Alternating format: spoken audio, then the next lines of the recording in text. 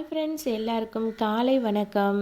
இன்றைக்கி வந்து 5:30க்கெலாம் நான் எந்திரிச்சாச்சு. 5:30க்கு எந்திரிச்சு சமைக்க ஆரம்பிச்சுட்டு தூங்கிக்கிட்டே சமைக்கணும் போல் அந்தளவுக்கு எனக்கு தூக்கமாக வருது. ஆனால் வேறு வழி கிடையாது, சமைச்சு தான் ஆகணும்.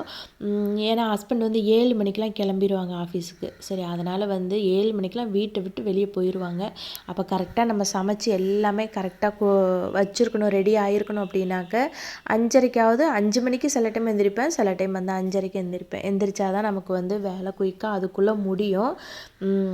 இன்றைக்கி வந்து பார்த்திங்க அப்படின்னாக்கா அவங்களுக்கு வந்து மதியத்துக்கு ரைஸ் வேணான்ட்டாங்க, சாப்பாடு வேணாம், மதியத்துக்கு சோறு மட்டும் வேணாம் அப்படின்ட்டாங்க.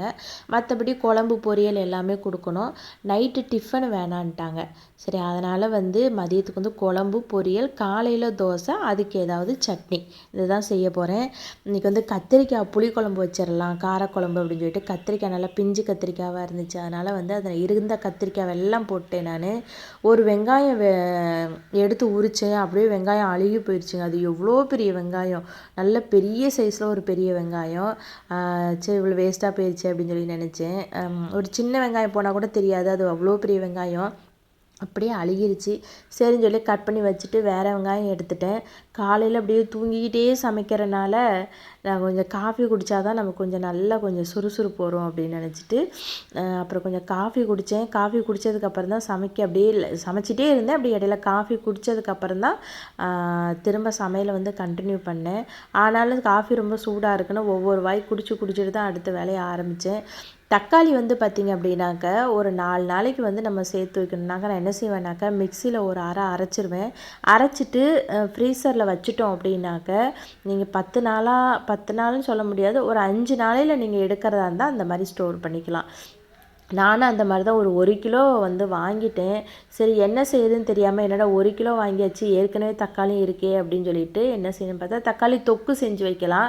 நான் அந்த மாதிரி தக்காளி எடுத்து குழம்புக்கு சேர்க்கணுமே அப்படிங்கிறனால தக்காளி இந்த மாதிரி அரைச்சி நான் ஃப்ரீசரில் ஸ்டோர் பண்ணி வச்சுக்கிட்டேன். எனக்கு அதுலேருந்து ஒரு 2 கட்டி எடுத்து போட்டுட்டேன். எனக்கு அது கொஞ்சம் பரவாயில்லாமல் ஈஸியாக தான் இருந்துச்சு. அதனால் எப்போதும் போல் காரக்குழம்புக்குன்னு ஒரு பொடி வச்சுருக்கேன். அந்த பொடி போட்டு தான், வேறு எந்த பொடியுமே சேர்க்கவே இல்லை. நல்லா கத்திரிக்காயெலாம் நல்லா வதக்கி விட்டுட்டு அந்த காரப்பொடியும் சேர்த்து நம்ம குழம்பு வச்சோம் அப்படின்னா கூட ஒரு 2 உருளைக்கிழங்கு மட்டும் போட்டுட்டு குழம்பு ரெடி பண்ணதுக்கப்புறமா கீரையை வந்து கட் பண்ணி வச்சிட்டேன். கீரையை நாளே ரெடி பண்ணி க்ளீன் பண்ணி வச்சுருக்கணும். ஆனால் க்ளீன் பண்ணாமல் விட்டுட்டேன். அதனால் என்ன செஞ்சேன், அந்த கால்வாசிக்குள்ளே அந்த தண்டை மட்டும் நேராக கட் பண்ணி நான் தனியாக வச்சுட்டேன். சரி, அதுக்கப்புறம் மெதுவாக நம்ம அவங்க ஆஃபீஸ்லாம் போனதுக்கப்புறம் க்ளீன் பண்ணி வச்சுக்கலாம், அதை இன்னொரு நாளைக்கு வச்சுக்கலாம் அப்படின்னு சொல்லி. இல்லைனா இந்த கீரை பத்தலைன்னா எனக்கு வைப்பேன். ஆனால் இவ்வளோ கீரையும் அந்த சட்டியில் பிடிக்குமான்னு எனக்கு தெரியல. ஆனால் பொரியல் பண்ணுறதுக்கு அதில் வச்சுட்டேன். ஆனால் பார்த்தா நல்லா சுண்டுனதுக்கப்புறம் அது கரெக்டாக தான் இருந்துச்சு. அதனால் கீரையும் பொரியல் பண்ணுறதுக்கு வச்சாச்சு. அதுக்கப்புறம் பார்த்திங்கன்னா சட்னி வைக்கிறதுக்கு தேங்காய் இல்லாமல் போயிடுச்சு. ஐயையோ, தேங்காய் இல்லையே, என்னடா பண்ணுறது அப்படின்னு சொல்லி நினச்சிக்கிட்டே இருந்தேன். சரி, இப்போ காலையில் டிஃபனுக்கு தோசைக்கு பேசாமல் சாம்பார் வச்சிடலாம் அப்படின்னு சொல்லிட்டு கொஞ்சம் சிறுபருப்பு, துவரம்பருப்பு, பச்சை மிளகா, வெங்காயம், மஞ்சத்தூள் எல்லாமே போட்டு குக்கரில் வச்சா நம்ம அவசரமாக ஒரு வேலை செஞ்சோம் அப்படின்னா நமக்கு அதுக்கு மேலே ஒரு வேலையை தான் கொண்டு வந்து கொடுக்கும் இந்த குக்கரு. கடைசியில் புறப்புறன்னு எல்லாம் வெளில வந்து அடுப்பே எப்படி ஆயிடுச்சு பாருங்களேன். அப்படி டக்குன்னு உடனே தூக்கி கீழே வச்சிட்டேன். இல்லைன்னா இன்னும் அடுப்பு நிறையா வந்திருக்கும் அந்த பருப்புக்குள்ளே தண்ணி. சரி, என்னடா பண்ணுறேன்னு சொல்லிட்டு அப்புறம் கையாக தொடச்சிட்டோம்னாக்கா பிரச்சனை இல்லை. காஞ்சி போயிடுச்சு அப்படின்னு வச்சுக்கோங்களேன், ரொம்ப கஷ்டமாக இருக்கும் துடைக்கிறது. அதனால் ஈரத்தோடையே நான் அப்படியே இறக்கி வச்சுட்டு எப்போவுமே தொடச்சி விட்ருவேன். அது கொஞ்சம் ஈஸியாக இருக்கும், க்ளீனாகவும் இருக்கும். அதனால் அந்த மாதிரி தொடச்சி விட்டுறது நான். இன்றைக்கி இந்த பருப்பு இப்படி தான் என்னைய பழி வாங்குச்சு.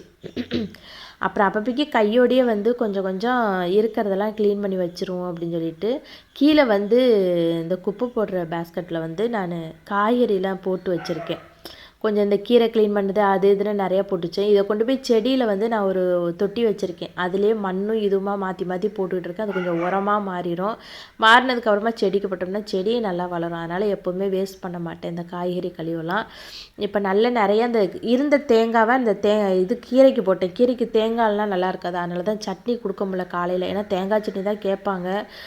நல்ல வேலை, சரி சாம்பார் வச்சிரும் அப்படின்னு சொல்லிட்டு சாம்பார் தான் ஈஸியாக இருக்கும், குக்கரில் ஒரேடியாக முடித்தோம்னாக்கா பிரச்சனை கிடையாது அப்படின்னு சொல்லிட்டு அப்புறம் கீரை ஆயிடுச்சு, குழம்பும் ஆயிடுச்சு. இப்போ காலையிலைக்கு தோசை சுடணும்.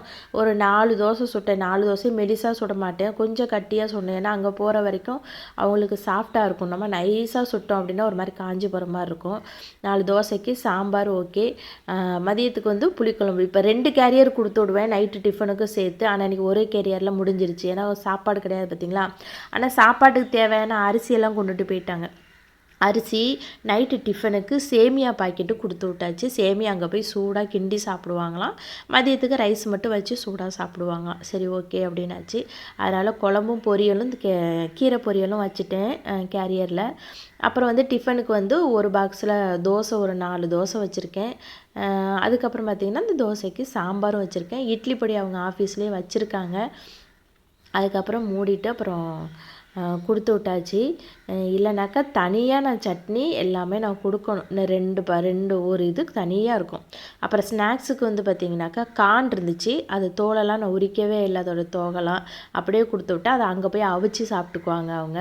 அதே மாதிரி கொஞ்சம் தயிரும் கொடுத்து விட்ருக்கேன் சரிங்களா. நைட்டுக்கு வந்து இந்த சேமியா பாக்கெட்டோடு கொடுத்தாச்சு. ஆனால் இந்த சேமியாவுக்கு தேவையான வெங்காயம் பச்சை மிளகாய் எல்லாம் கொடுத்துட்டேன். மற்றபடி எண்ணெய் கடுகெல்லாம் அங்கே இருக்குது அப்படின்ட்டாங்க. அப்புறம் செஞ்சு சாப்பிடுங்க அப்படின்னு சொல்லிட்டு கொடுத்தாச்சு.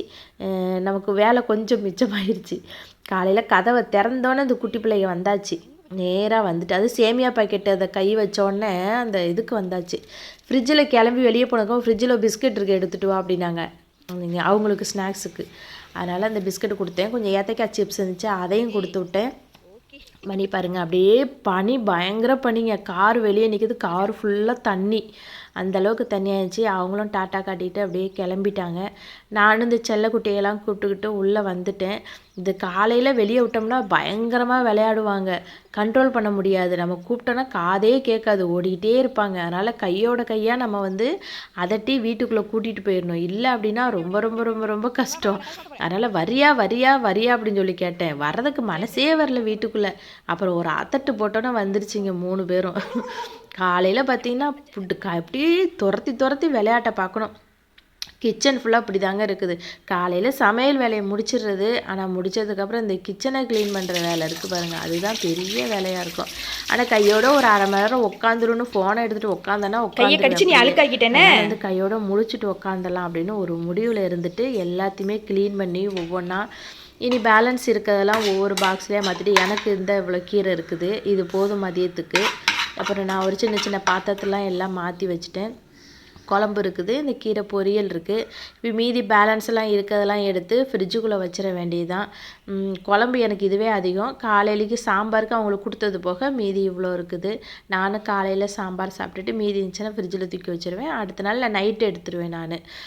அப்புறம் திண்டெல்லாம் நல்லா தொடச்சி விட்டுட்டு இனி என்னன்னு பார்த்தீங்கன்னாக்கா கொஞ்சம் பாத்திரம் கிடக்கு. பாத்திரத்தையும் கையோடு கழுகிட்டால் நமக்கு அப்பாடா அப்படின்ற மாதிரி ஆயிரும். ஆனால் சில சமயம்லாம் பாத்திரத்தை போட்டுட்டு அப்புறம் விளக்கலாம் அப்படின்னு சொல்லிட்டு நம்ம ஃபோனை எடுத்துகிட்டு உக்காந்தோன்னா அவ்வளோதான், அப்புறம் சாயங்காலம் வரைக்கும் இருக்கும். அதனால் வந்து கையோட கையாக அதையும் முடிச்சிருவோம் அப்படின்னு சொல்லி நினச்சிட்டேன். அதுக்கப்புறம் வந்து எனக்கு மட்டும் ரைஸ் மட்டும் வைக்கணும், அதனால் கொஞ்சமாக அரிசி மட்டும் எடுத்துகிட்டு குக்கரில் தான் வைக்க போகிறேன். அந்த கழுகுன தண்ணி வந்து பார்த்திங்கன்னா டெய்லி முகம் வந்து கழுகலாங்க. முகம் பிரைட்டாக இருக்கும், சூப்பராக இருக்கும். இந்த எண்ணெய் பசையெல்லாம் ரொம்ப இருக்காது உங்கள் முகத்தில். அதனால் கண்டிப்பாக இந்த மாதிரி ட்ரை பண்ணுங்கள். திரும்பவும் குக்கர்லேருந்து தண்ணி வெளியே வந்துட போதுன்னு பயத்தில் துணி வச்சுட்டேன் நான். அதுக்கப்புறம் இருந்த பாத்திரத்தெல்லாம் நான் வந்து விலைக்கு வச்சிட்டேன். கிச்சன் வேலை மட்டும்தான் முடிஞ்சிருக்கு, வீட்டுக்குள்ளே இன்னும் நிறைய வேலை இருக்குது, அதை இனிமேல் தான் வந்து பார்க்கணும். இந்த வீடியோ பிடிச்சிருந்தா லைக் பண்ணுங்கள், மறக்காம சேனலை சப்ஸ்கிரைப் பண்ணுங்கள். இன்னொரு vlogல சந்திக்கலாம். பாய்.